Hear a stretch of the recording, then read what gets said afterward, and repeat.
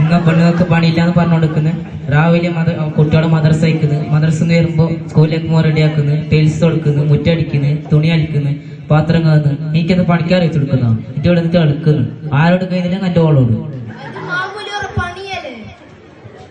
നിങ്ങൾ പെരയത്തെ വിഷയം പോലെ നാട്ടിൽ നടക്കുന്ന തോന്നിയ നിർത്താൻ കഴിഞ്ഞ നോക്ക്. അതെന്ത് തോന്നിയ നാട്ടിൽ നടക്കുന്നത്? ഒരു പെരേര് മംഗലം വന്നാല് 3 ദിവസം മുന്നേ തുടങ്ങുന്നു. മഞ്ഞമംഗല്, ചോന്നമംഗല്, പച്ചമംഗല്, ഇതെല്ലാം തോന്നിയല്ലേ? അത് നേരെ മോനെ. ഇപ്പോഴത്തെ പെണ്ണുങ്ങൾ കയ്യിൽ പിടിച്ച് പൂജാക്കാൻ പോകുന്ന പോലെ പെണ്ണിന്റെ അടുത്തേക്ക് പോന്നെ.